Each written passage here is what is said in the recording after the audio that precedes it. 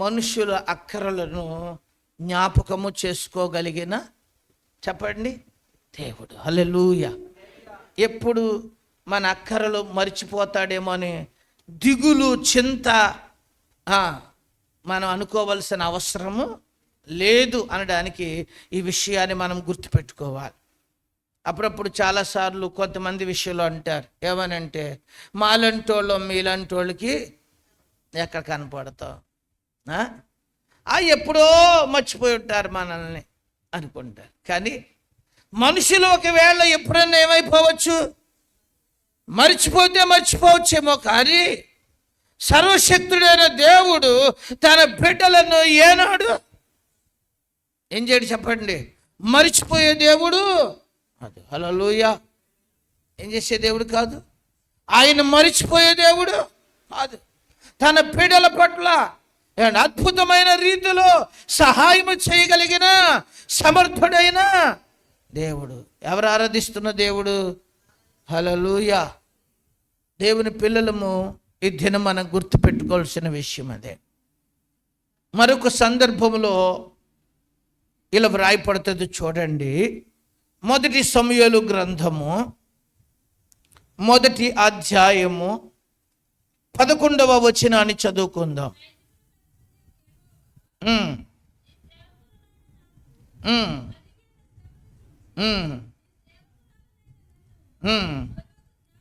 మరువక జ్ఞాపకము చేసుకొనమని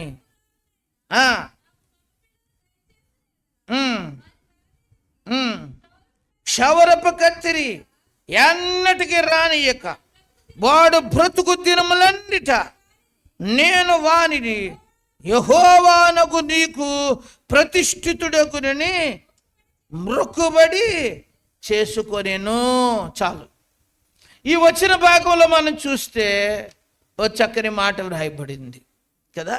ఇక్కడ మనకి ఒక ఆమె కనిపిస్తుంది. ఆమె పేరు ఏం పేరు? హన్నా. హన్నాకి బిడ్డలు లేరు. పెనన్నాకి ఎవరున్నారు? బిడ్డలు ఉన్నారు. హన్నాకి బిడ్డలు లేకపోవటం వలన హన్నా చాలా సమస్యను ఎదుర్కొంటుంది. బిడ్డలు లేని బాధ ఒకటైతే, పిల్లలు లేక ఒక బాధ అయితే, లేనందుకు తెప్పుతున్న బాధ ఇంకొకటి. ఎలుతూ ఒకటి ఉంటే మనుషుల చేత పొడవబడుతున్న బాధ. ఆ బాధకి చాలా నలిగింది. ఎవరో కొన్ని సంవత్సరాలు ఓపిక పట్టింది అనుకుంది. పోనీలే లేకపోతే లేకపోయారు అనుకుంది. ఏసేపు గారు ఏమనుకుంది? లేకపోయారులే, నా భర్త నన్ను ఏమంటలేదు కదా, నా భర్త నన్ను ప్రేమగా చూసుకున్నాడు కదా అనుకుని అలాగ కొన్ని సంవత్సరాలు గడిచిపోయింది. కానీ ఆమె హృదయంలో వేదన ఏమైంది? ఎక్కువైంది. మనుషులు హేళన చేస్తున్నారు, ఇంట్లో పరిస్థితులు ప్రతికూలంగా ఉన్నాయి. తనకి వయసు వచ్చేటప్పటికి బాధ వేస్తుంది. అందరికీ పిల్లలు ఉన్నారు, సహాయం చేస్తారు, నాకు ఎవరు లేరు, లేరు కదా. అది లేనోళ్ళకే ఆ బాధ అర్థమవుతుంది. అందుకని చాలా బాధపడిపోయింది. దేవుని మందిరంలోకి వెళ్ళే ముందు ఆమె ఇలా దేవునితో మాట్లాడుకుంటుంది. ఏమని? 11వ వచనం చదివాము అక్కడ. సైన్యములకు అధిపతి యెహోవా, నీ సేవకురాలినైనా నాకు కలిగి ఉన్న శ్రమను చూచి ఏం చేయమంటుంది? అయ్యా, నీ సేవకురాలునైనా నాకు కలిగిన శ్రమను చూచి నీ సేవకురాలునైనా నన్ను మరువక జ్ఞాపకము చేసుకొనమని నీ సేవకురాలునైనా నాకొక మగ పిల్లని దయచేసిన వాడరా, వాని తల మీదకి క్షవరపు కత్తిరి ఎన్నటికి రానియక వాడు బ్రతుకు దినములన్నిట నేను వానిని యెహోవానగు నీకు అప్పగింతునని మొక్కుబడి ఏం చేసుకుంది అంటే, పిల్లోడు నాకు వద్దు, నువ్వు నాకు ఇచ్చావంటే చాలు, వాడి నెత్తి మీద మంగళ కత్తిరి కూడా వేయను, వాడు ప్రత్యేకింపబడిన వాడిలాగా నేను వాడిని తీసుకెళ్ళి దేవుని మందిరములో వాడిని ఏం చేస్తాను? వదిలిపెడతాను. వాడు దేవుని పరిచర్య కొరకు ఉండిపోతాడు, దేవుని సేవ చేసుకుంటాడు. నాయనా నాకు ఎవరు నువ్వు? అక్కడ ఓ మాట అంటది, మరొక నన్ను ఒక్కసారి జ్ఞాపకం చేసుకో అని. చూసారు ఆమె ఎంత ప్రార్థన చేసిందో. ఎవరో ఆ దినాన్న హన్నా ప్రార్థన చూస్తూ ఉంటే అండి, ఉదయం మొదలుకొని ఆమె ఏం చేస్తానే ఉంది? దేవుని సముఖంలో ప్రార్థన చేస్తూనే ఉంది. మీరు 13వ వచనంలో చూస్తూ ఉంటే అక్కడ ఇలా రాయబడింది, ఆమె పెదవులు మాత్రము కదులుచుండెను, ఆమె స్వరము వినపడక ఉండెను. చాలు. ఏమవుతుంది? పెదాలు మాత్రమే కదులుతున్నాయి, స్వరం మాత్రం వినపడతల్లా. కానీ హృదయపు వేదనతో దేవుని సన్నిధిలో ఆమె ఏడ్చి ఏం చేసుకుంటుంది? ప్రార్థన చేసుకుంటుంది. ఉదయం నుంచి ఆమె దేవుని మందిరములో ఏమండి ఏం చేస్తుంది? మొరపెట్టుకుంటా ఉంది. ఏమని అంటుందంటే, నన్ను మర్చిపోక అయ్యా, నన్ను ఒక్కసారి ఏం చేసుకో, జ్ఞాపకం చేసుకో అయ్యా. బిడ్డలు లేక ఎన్ని నిందలు పడుతున్నాను, ఎన్ని అవమానాలు పడుతున్నాను అయ్యా, ప్రజలు ఎలా చూస్తున్నారు, ఒకసారి నన్ను జ్ఞాపకము అని అడుగుతుంది. ఎవరు? చూసారు? పిల్లలు లేని పరిస్థితుల్లో ఆమెని చూసిన చూపులు చూడండి.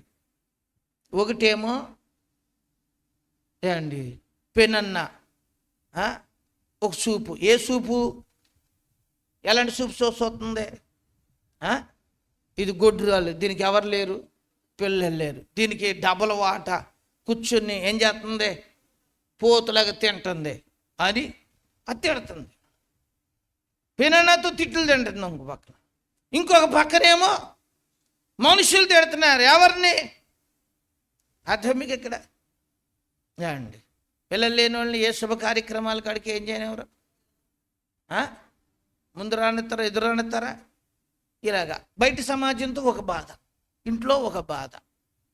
పోనీ గుళ్ళోకి వెళ్ళి ఏడుతూ ఉంటుంటే ఆయన ఏమన్నాడో తెలుసా?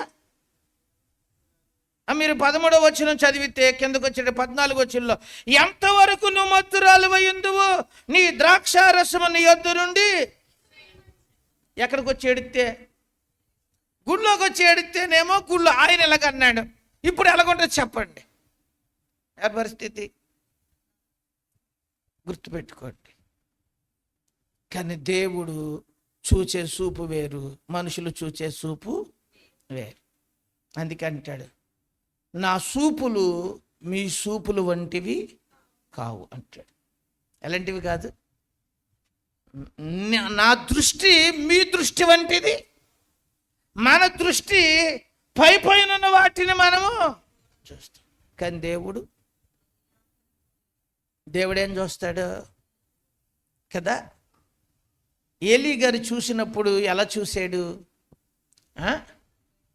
పొద్దున్నుంచి చూస్తున్నాను, మోకరించింది, పెదాలు ఒకటే కదులుతున్నాయి, కళ్ళంటే ఏమి రావట్లా, నీళ్ళు రావట్లా, శబ్దం ఏమి వినపడతల్లా, ఫుల్లుగా ద్రాక్షారసం ఏం చేసి ఉంటుంది, తాగొచ్చి అక్కడ గుళ్ళో పడుంది అనుకున్నాడు. ఎవరు?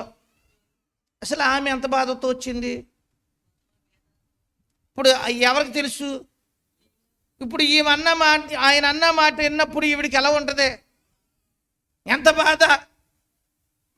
దైవజనుడా, నీకు కూడా నా బాధ ఎలాగుంది? అదే మీరైతే ఏమందరు? నేనే గనక తాగొచ్చావా అన్నాను అనుకో, ఎవరినన్నా ఏమంటారు? పొద్దున్నుంచి వచ్చి గుళ్ళోకి వచ్చి మోకరించి ఏసయ్యా ఏసయ్యా ఏసయ్య పీకిల దాకా తినొచ్చింది అనుకుంటా అన్నాను అనుకో, ఇంకా నన్ను బతకనేస్తారు ఊళ్ళో? చెప్పండి, ఏం చేస్తారు? అక్కడ రాయబడిన విషయం చూడండి. మనుషుల దృష్టి వేరు, దేవుని దృష్టి అండి. ఆయన చూచాడు, కానీ ఆమెని ఏమనుకున్నాడంటే, ద్రాక్షారసము తాగొచ్చిందేమో, మత్తుగా ఉందే, ఎంతసేపు నువ్వు ఏమై ఉంటావు, మత్తురాలమై ఉందో అన్నాడు. మీరు గుర్తించండి. అంటే దేవుడు మన వేదన బాగా ఏం చేసే దేవుడు? ఎరిగే దేవుడు. హల్లెలూయా. దేవుడు మన బాధను బాగా గుర్తించే దేవుడు. మన పైరూపాన్ని చూచే దేవుడు కాదు, హృదయపు అంతరంగములను చేవాడు. యెషయా కుమారుల్లో నేను ఒకరిని అభిషేకం చేయాలని దేవుడు అన్నాడు. యెషయా కుమారుల్లో ఒకటి తీసుకొచ్చి నుంచోబెట్టి వీడిని రాజుగా అభిషేకము చేయాలనుకున్నాడు కదా. కానీ దేవుడు అనుకున్నాడు, ఎవరిని తీసుకొస్తారు వీళ్ళు అనుకుంటే, అసలేనోడిని తీసుకురాకుండా చెప్పండి, వీళ్ళు లావుగా ఉన్నవాడిని, ఎత్తుగా ఉన్నవాడిని, మంచి అప్పటికే యుద్ధ సైన్యంలో ఎక్స్పీరియన్స్ ఉన్న వాళ్ళని తీసుకొచ్చి ఈడైతే కరెక్ట్గా యుద్ధానికి చేయడానికి సరిపోతాడు, కిరీటం పెడితే ఈడు కరెక్ట్గా సూట్ అవుతాడు అనుకున్న, చెప్పండి, యెషయా కుమారుని పెద్దోడిని, రెండోవాడిని, మూడోవాడిని, నాలుగోవాడిని, ఐదోవాడిని, ఆరోవాడిని ఏం చేశారు? లైవ్లో నుంచోబెట్టారు.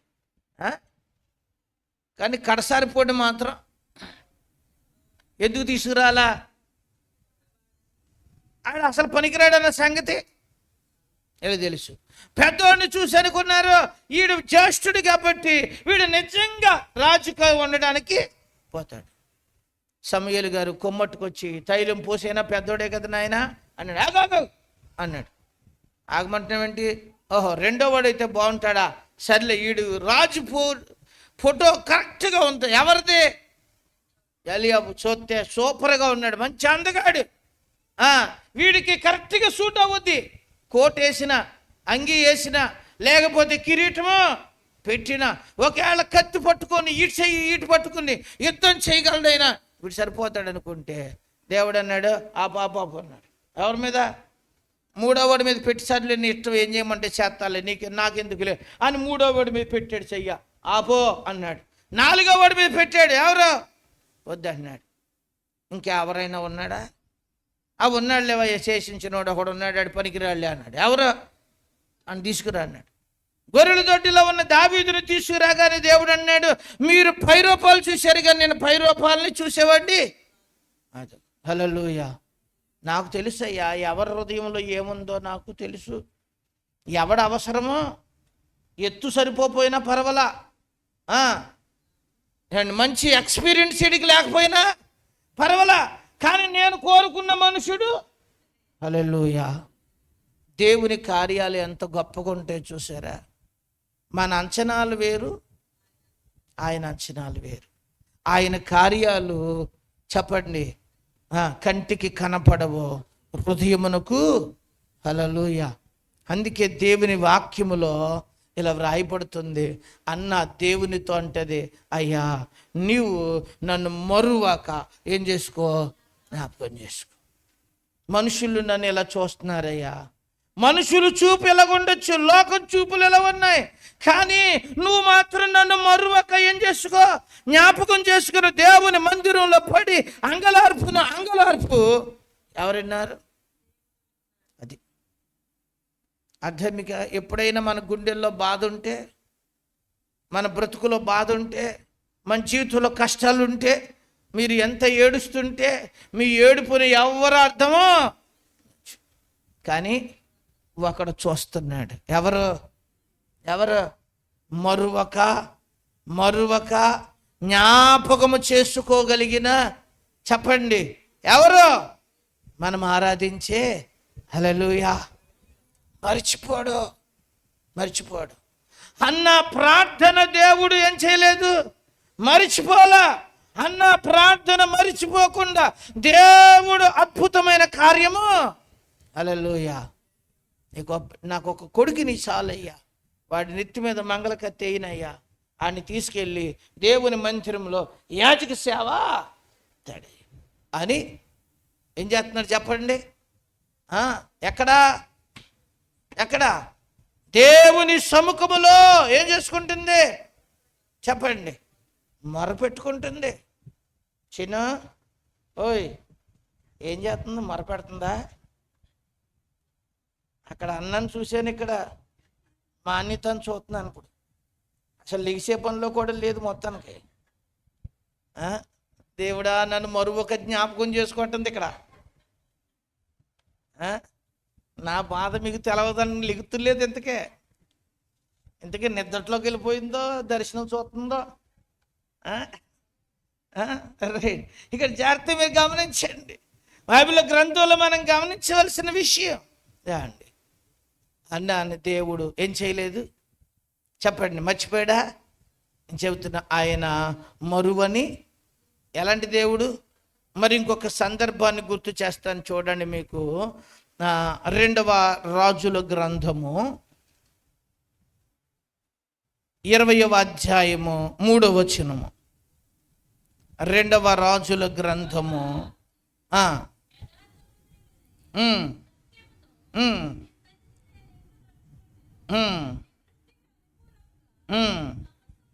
సమస్తమునెట్లు జరిగించి తిను. హిజ్కియా కన్నీళ్లు విడిచొచ్చు యెహోవాను ప్రార్థన చేశాను. చాలు. ఈ వచనంలో చూడండి, ఇక్కడ ఒక ఆయన కనిపిస్తున్నాడు కదా, ఈయన పేరేం పేరు చెప్పండి? హిజ్కియా.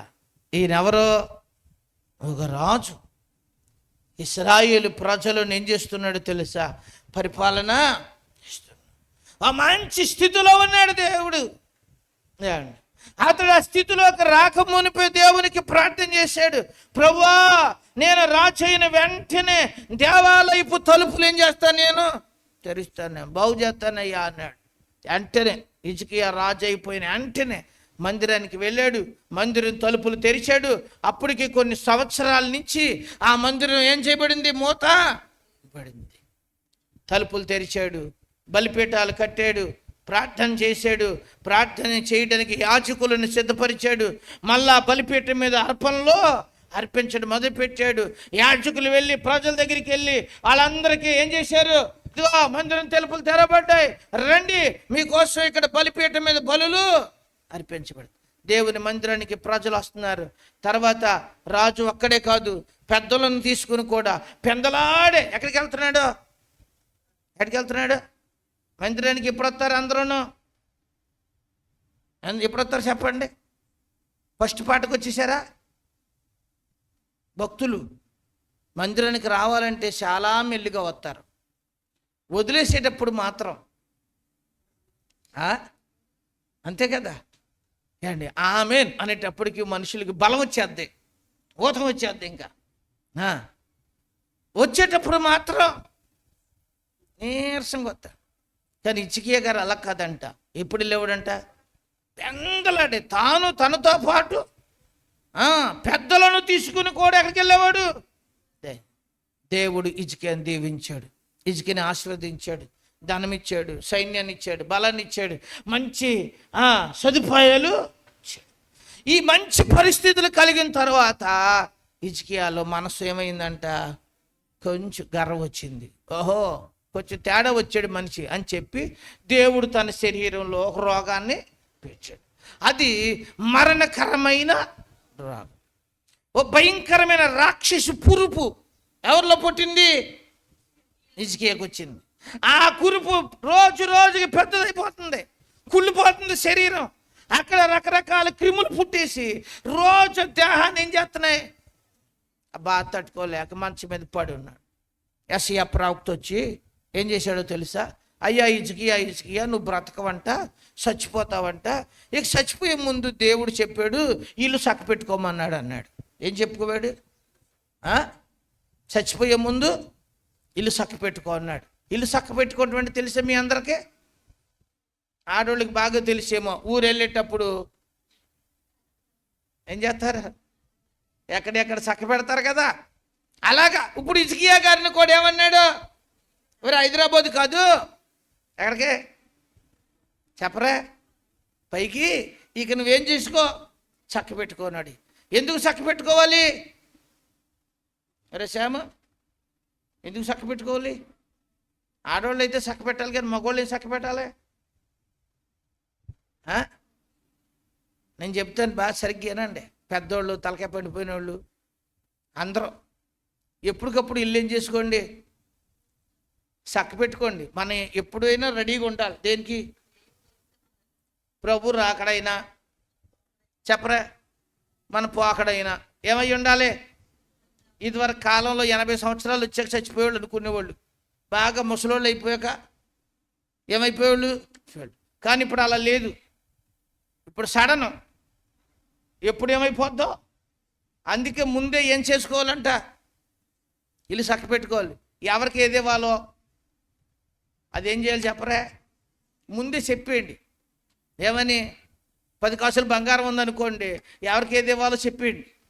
లేదు ఈ పొలం ఉందనుకో, ఇల్లు ఉందనుకో, వస్తువులు ఉన్నాయనుకో, లేకపోతే ఏమీ లేకపోతే ఇతర సామాన్లు ఉన్నాయనుకో, అవి కూడా చెప్పేయండి. ఇది నీకు ఇది నీకు అని. లేకపోతే కొట్టేసుకుంటారు ఎవరో. అర్థం మీకు ఇక్కడ? కొన్నిసార్లు మామూలు దెబ్బలాట్లు అవ్వో. అది బాడీ అక్కడ పెట్టి సెటిల్మెంట్ అయ్యాక కానీ ఏం చేయరు, తీసుకెళ్ళెత్తల్లా.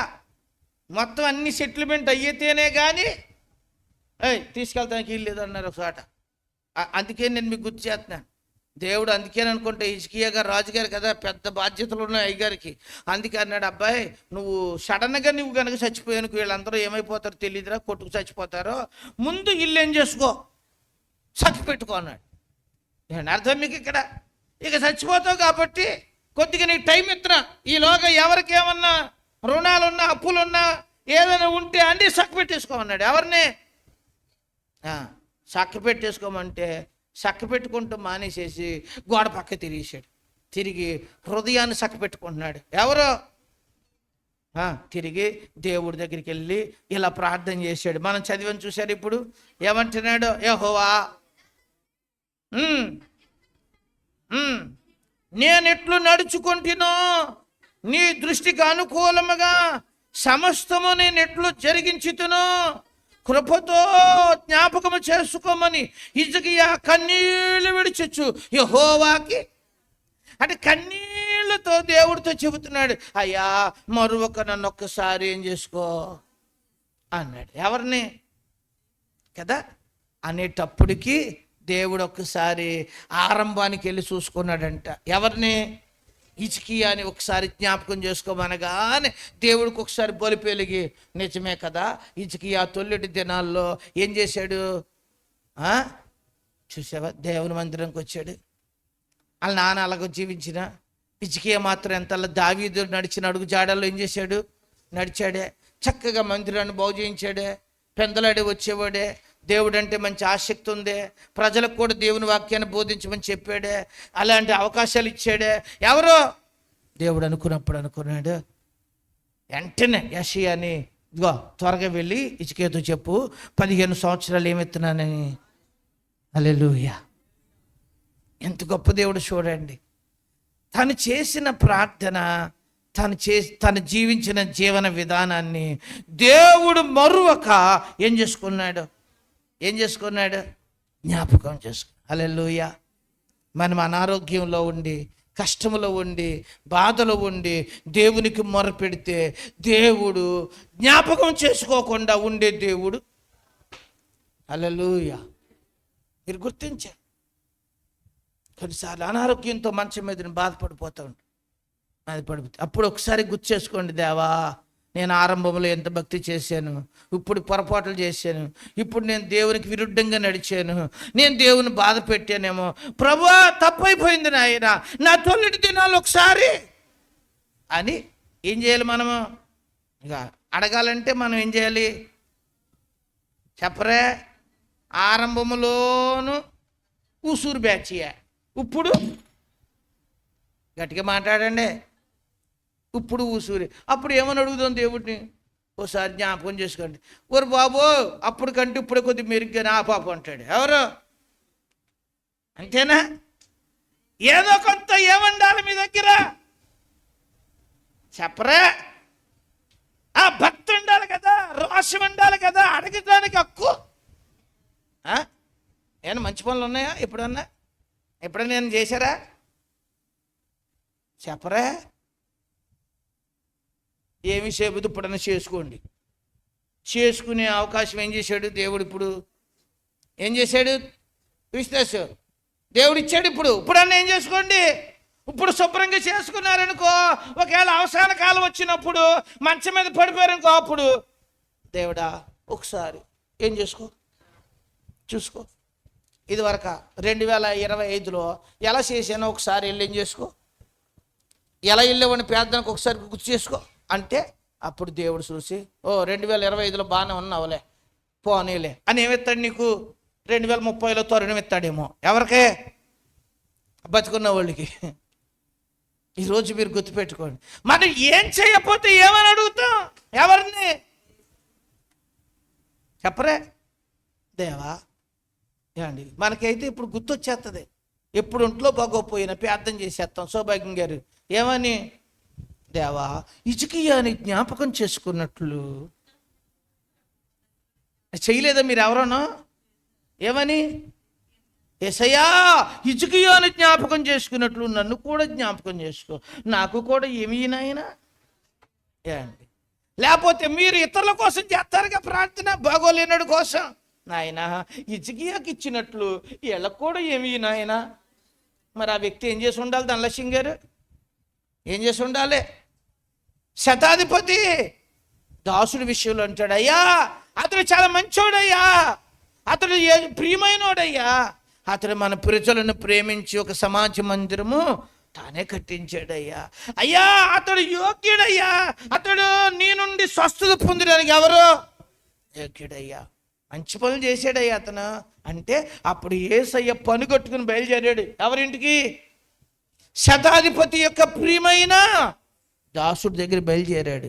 మీరు గుర్తుపెట్టుకోండి, ఎందుకు బయలుదేరాడంటే అతడు చేసిన మంచి పని ఉంది, దాన్ని జ్ఞాపకం చేసుకున్నాడు. ఈరోజు కూడా మీరు గుర్తుపెట్టుకోండి, మనం ఏమన్నా మంచి పనులు చేస్తే అప్పుడు దేవుని అడగొచ్చు ఏమని, అయ్యా మర్చిపోకుండా ఒక్కసారి ఏం చేసుకో జ్ఞాపకం చేసుకో. మీరు గుర్తుపెట్టుకోండి, అనారోగ్యంతో బాధపడుతున్నారా, అప్పుల్లో ఉన్నారా, కష్టాల్లో ఉన్నావా, ఇబ్బందుల్లో ఉన్నావా, అప్పుడు దేవునికి ప్రార్థన చేయి, ప్రభువా నన్ను ఒక్కసారి ఏం చేసుకో, మర్చిపోకుండా జ్ఞాపకం చేసుకో. నేను ఇలా చేయలేదా, నేను ఇలా పెట్టలేదా, నేను ఇలా చూడలేదా, నేను ఇలా ప్రార్థించలేదా, నన్ను ఎందుకు వదిలిపెడతా, ఒకసారి ఏం చేసుకో. చెప్పండి, ఎవరు అనగలరు? కొద్దిగా మాట్లాడచ్చు కదా. మాట్లాడాలంటే మనం ఏమన్నా చేసి ఉంటే ఏం చేయొచ్చు? ఇప్పుడైనా చెయ్యండి. దేవుని కొరకు మీరు బాగా ప్రార్థన చేయండి, పెందలాడి వచ్చేయండి. ఎక్కడికే అప్పుడు అడగదాను ఏమని, యేసయ్యా ఆదివారం నేను ఎప్పుడు ఫస్టే ఉంటాను, నన్ను మరువక ఏం చేసుకో. ఫస్ట్ పాట నాదే, నువ్వు మరువక నన్ను ఏం చేసుకో. యేసప్ప గారు అడుగుతాను, సరిపోతాడు ఇప్పుడు. యేసప్ప గారు ఏమని, ఫస్ట్ పాట ఎవరిది? యేసప్ప గారు ఏమని అడుగుతాడు? పాస్టర్ గారితో పాటు నేనే ఫస్ట్ వెళ్తానంటాడు. ఎవరు? మరి మీరేమంటారు? పాస్టర్ గారు యేసప్ప గారు ముందొచ్చిన నేను ఆఖరినే వస్తాను, ఒకసారి జ్ఞాపకం చేసుకో ప్రభువా అంటారా? ఎవరు అడుగుతారు చెప్పండి? కానీ దేవుడు మరవకుండా ఉండాలంటే ఏమండి, ఇక్కడ మీరు 3 ప్రాముఖ్యమైన విషయాలు మీకు అర్థమవుతాయని చెప్తున్నా. ఒకటి ఏమండి, అక్కరలో ఉన్న నోవహుని, అక్కడున్న జీవరాశులను దేవుడు మరువక ఏం చేసుకున్నాడు? జ్ఞాపకం చేసుకున్నాడు. దేవుడు బిడ్డల లేక నిందించబడి అవమానింపబడుతున్న అన్నాను దేవుడు మరువక ఏం చేసుకున్నాడు? హిజ్కియాను దేవుడు మరువక ఏం చేసుకున్నాడు? జ్ఞాపకం చేసుకుని 15 సంవత్సరాల ఆయుష్. హల్లెలూయా. గుర్తుపెట్టుకోండి, ఒక ఆయన మర్చిపోయాడు, తెలుసా మీకు? ఎవరో చెప్పండి. నీకు మేలు జరిగినప్పుడు నన్ను ఒక్కసారి జ్ఞాపకం చేసుకో అన్నాడండి. ఎవరో? పానదాయికల అధిపతి యేసేపు గారు ఆ దినాలలో చెరసాలలో అధికారిగా ఉండి ప్రజల దగ్గర పనిచేపించే అధికారంలో ఉన్నప్పుడు ఆ చెరసాలలో 2 ఖైదీలు ఫరో ఇంటిలో నుంచి వచ్చారు. వాళ్ళు ఫరో ఇంటిలో నుంచి వచ్చి ఆ చెరసాలలో పనిచేస్తూ ఉన్న రోజు, ఒక రోజు వాళ్ళిద్దరు బయటికి రాట్లా, లోనేమున్నారు. ఎరా పని మొదలయ్యింది, రారా బయటికి అన్నాడు.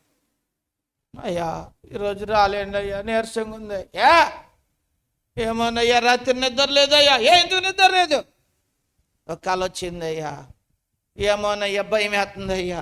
నా పరిస్థితి ఏమైపోద్దో, నాకేమైపోతుంది, నా కుటుంబం ఏమైపోద్దో అని భయం వేస్తుందయ్యా. అప్పుడు ఏంటిరా మీ కళ ఏంటి చెప్పండి రా అన్నాడు. అయ్యా నా కళ ఇదయ్యా అన్నాడు. 3 రోజులు పోయాక నీకు ఏం చేస్తాడు రాజుగారు? నీ ఉద్యోగం నీకు ఇస్తాడు. రేయ్ నువ్వు మోసం చేసావు, భక్ష్యకారుల అధిపతి, నిన్ను రాజుగారు పుట్టినరోజు రోజున నిన్ను తీసుకెళ్ళి రాజు కోటకి ఏం చేస్తాడు? నిన్ను ఏలాడేస్తాడు రా అన్నాడు. ఇద్దరు కళకి దాని భావాలు విషయం. పాందైకుల అధిపతి చెప్పాడు, రే నీ ఉద్యోగం నీకు వచ్చేస్తుంది, నువ్వు అక్కడికి వెళ్ళాక రాజుగారితో మాట చెప్పు.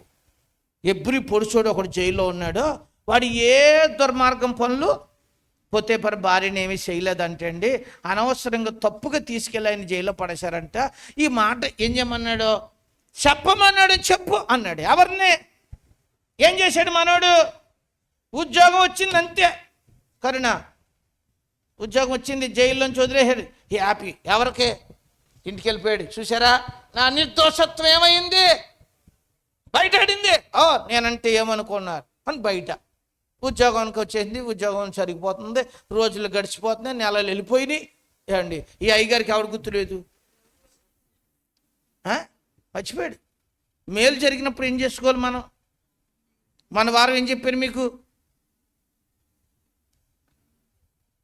మన ఆదివారం ఏం చెప్పా? గట్టిగా ఉపకారానికి ఉపకారం చెయ్యాలి, అపకారికి ఉపకారం చెయ్యాలి, అపకారికి కూడా ఉపకారమే చేయాలి. మన వారం నేర్చుకున్నాం కదా. ఇప్పుడు ఈ అయ్యగారు అసలు ఉపకారం చేసినోడినే ఏమైపోయాడు? గుర్తుపెట్టుకోరా బాబు అని చెప్పినా కూడా ఏమైపోయాడు? మర్చిపోయాడు. మర్చిపోతే రాజుగారికి కళ వచ్చింది. ఎవరికి? అసలు రాజు కళ వచ్చింది. ఆయన కళ ఏం కళ విచిత్రంగా ఉంది. ఎవరి కళ? బలిసిపోయిన ఆవులు, బక్సిక్కిపోయిన ఆవులు మింగేస్తున్నాయి అంటాయి. బక్సిక్కిపోయిన ఆవులు బలిసిన ఆవులు మింగేసిన వీటిని పొట్ట కొంచెం కూడా పెరగట్లా. బక్కసిక్కిపోయిన ఎన్నులు బలిసిపోయిన ఎన్నులు ఏం చేసినాయి అంట? మింగేసినాయి. బలిసిపోయిన ఎన్నులు మింగేసినాయి. బక్సిక్కిపోయిన ఎన్నులు కొద్ది కూడా ఏమవ్వలేదు. ఏమవలా? లావవలా. మీకు అర్థమైందా? బాగా చూస్తున్నాడు ఈయన ఎట్లని, పొట్టల్ని చూస్తుంటే విచిత్రంగా ఉంది. ఎక్కడైనా బలమైన ఏమో బక్కాట్లు ఏం చేస్తాయి? తినేస్తాయి. కానీ ఈయన కల్లో చూసింది ఏంటి? బక్కయి బలమైనట్లు తినేస్తున్నాయి, కానీ పొట్టలు ఏమవుతులేదు. అప్పుడు విచిత్రంగా ఏంటి పరిస్థితి? ఓయ్ మన దర్శనం అయిపోయిందా? స్తోత్రం ఆయన. ఇప్పుడు ఇన్ను చక్కగా ఇక్కడ మీరు జాగ్రత్తగా గమనించండి. ఈ వచనంలో మనం గమనిస్తే ఫరోకి ఈ కల వచ్చాక మతిపోయింది. ఎవరికి? అసలు ఏంటి, ఏం జరుగుతుందని ఆలోచనలో పడ్డాడు. ఎవరో చెప్పరే? మామూలు ఆలోచన, గొప్ప ఆలోచన పడ్డాడండి. ఎవరు? పడి తాగాల్సింది తాగుతుల్లా, తినాల్సింది తింటుల్లా. ఎందుకు? ఏంటి ఏమైపోద్దో, నా రాజ్యం ఏమైపోద్దో, నా రాజ్యంలో ఎలాంటి పరిస్థితులు వచ్చేస్తాయో కలవరపడిపోతున్నాడు. శకుని గాడి వాడు సోదిగాడిని అందరినీ కేకేశాడు. ఎవరు ఏం చేయలేకపోతున్నారు? చెప్పలేకపోయారు. ఏం చేయాలరా బాబా? ఎవడు నా కలభావానికి జవాబు ఏం చేయట్లేదు, చెప్పట్లేదు అని పానదాయకుల అధిపతి, అయ్యా మంచి ద్రాక్షారసం తెచ్చానయ్యా, తాగేసి పడుకోవయ్యా, ఇగోనయ్యా అంటే హై అన్నాడు. పడివా అన్నాడు. ఏంటి ఎంత ఇలా ఉన్నాడు రాజుగారు? ఇంత సిరాకులో ఉన్నాడు ఏంటి? ఇంత బాధలో ఉన్నాడు? అయ్యా ఏంటి నీ బాధ ఏంటయ్యా, నీ కష్టం ఏంటయ్యా అని అడిగితే అప్పుడు చెప్పాడండి. ఎవరు? ఇలా కల వచ్చింది అని. కళ? అయ్యా నీ కలభావం చెప్పాలంటే జైల్లో ఒకడు చెప్పాడయ్యా నాకు ముందే. నేను మీకు మేలు జరిగినప్పుడు ఏం చేసుకోమన్నాడు? మర్చిపోయానయ్యా. అతనైతే ఆ ఎబ్రి పొడుసుని తీసుకొస్తే నీ కళకి ఏం చెబుతాడు? వెంటనే చెప్పేస్తాడన్న. సర్లే వెళ్ళి వాడిని ఏం చేయండి, తీసుకురండి అని రాజుగారు ఆజ్ఞాపించాడు జైలు అధికారికి. వెంటనే శుభ్రంగా స్నానం చేపించి, సన్ననార వస్త్రం వేసి, మెళ్ళలో గొలుసేసి, చేతికి ఉంగరం పెట్టి, పాదములకు చెప్పులేసి, పరో ఎదురుకుంటా సింహాసనం వేసి ఎక్కడ కూర్చోబెట్టారు? హల్లెలూయా. ఏసేపు ముఖం చూస్తుంటే దేవదూత ముఖంలాగా మిగమిగా అవుతుంది.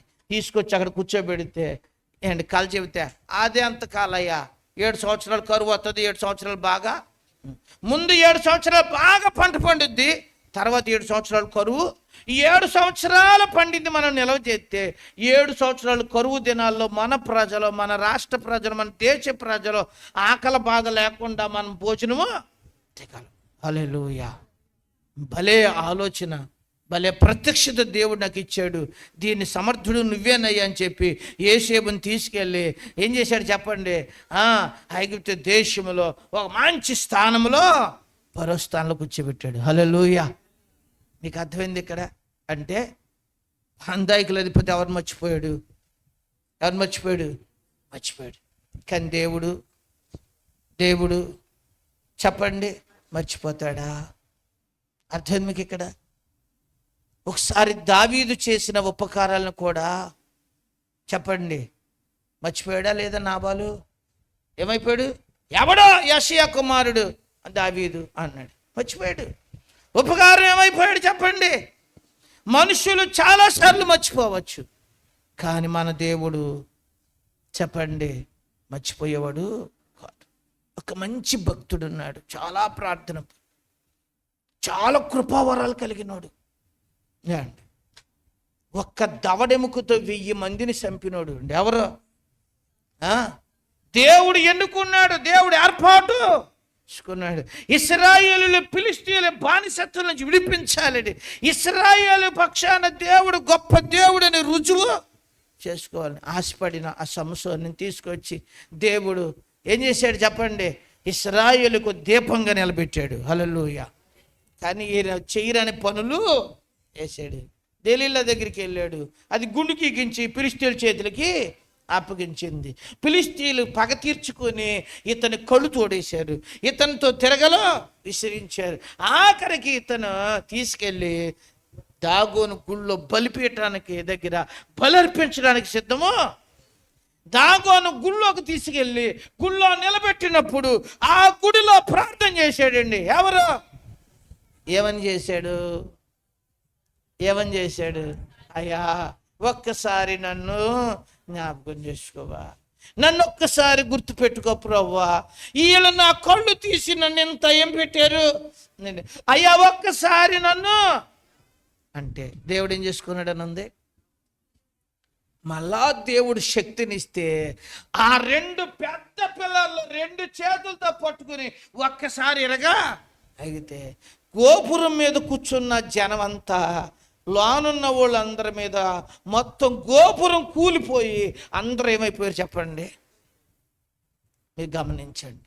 అంటే దాగోను గుడిలో చేసిన అంగలార్పును కూడా దేవుడు మరువక ఏం చేసుకున్నాడు. అందుకే యెషయా గ్రంథములో ఆనాటి ఇశ్రాయేలు ప్రజలతో ఇలా చెబుతున్నాడు, తల్లైనా తన పిల్లలని మరుచునయ్యా, నేను మిమ్మల్ని మరువను. బానిసత్వంలో వెళ్ళిపోయినా,